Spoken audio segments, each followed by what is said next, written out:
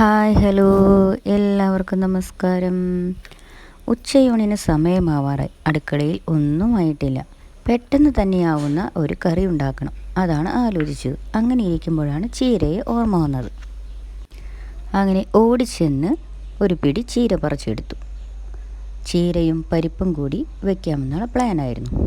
അതിന് നമ്മൾ ആദ്യം ചീര നന്നായി കഴുകി നുറുക്കിയെടുത്തു. പിന്നെ കുറച്ച് പരിപ്പും കഴുകി അതും എടുത്തു. അതിലേക്ക് കുറച്ച് മഞ്ഞൾപ്പൊടി, മുളക് പൊടി, ഒരു തക്കാളി എന്നിവ ഇട്ടൊന്ന് മിക്സ് ചെയ്തു. അതിലേക്ക് അത് വേവാനായി ആവശ്യമുള്ള വെള്ളവും ചേർത്തു. എൻ്റെ കുക്കറിൽ ഒരു 2 വിസിൽ മതി പരിപ്പും വേവാനായിട്ട്. പാകത്തിന് വെള്ളവും ചേർത്ത് അതിനെ അങ്ങനെ വിസിൽ വരാനായി അടുപ്പത്ത് വെച്ചു. 2 വിസിൽ വരെ വെയിറ്റ് ചെയ്യണം.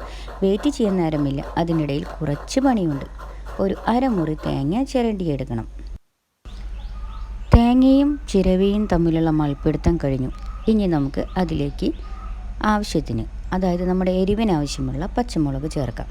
പിന്നെ കുറച്ച് മഞ്ഞൾപ്പൊടി, ഒരു 2-3 ചുവന്ന ഉള്ളി ചേർത്ത് മിക്സിയിൽ നല്ലപോലെ അരച്ചെടുക്കാം. അതിനിടയിൽ കുക്കർ വിസിൽ വിളിച്ചു കേട്ടോ. 2 വിസിൽ കഴിഞ്ഞ് ഞാനത് ഓഫ് ചെയ്തു. അപ്പോഴേക്കും തേങ്ങ നല്ല പേസ്റ്റ് പോലെ അരച്ചെടുത്തു. വേവിച്ച് വെച്ച പരിപ്പ് നോക്കിയപ്പോൾ നല്ല പോലെ വെന്ത് കുഴഞ്ഞിട്ടുണ്ട്. ഇതാണ് അതിൻ്റെ പരുവം. ഇനി നമുക്കതിലേക്ക് അരച്ച് വെച്ച പേസ്റ്റ് ചേർക്കാം. ഈ സമയത്ത് നമുക്ക് ആവശ്യമുള്ള ഉപ്പും ചേർക്കണം. വളരെ എളുപ്പത്തിൽ 10 മിനിറ്റിനുള്ളിൽ ഉണ്ടാക്കാൻ പറ്റുന്ന കറിയാണ് ഇത്. പരിപ്പൊക്കെ വേവുന്ന സമയം മതി ഈ അരപ്പ് ഒന്ന് റെഡിയാക്കിയെടുക്കാൻ.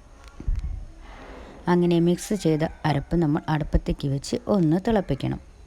അരപ്പ് ഒന്ന് വേവുന്ന തിളവരെ മതി. ഒട്ടേറെ ഗുണങ്ങളുള്ള ചീര എല്ലാവരുടെയും വീട്ടിൽ ഉണ്ടാവുന്നത് നല്ലതാണ്.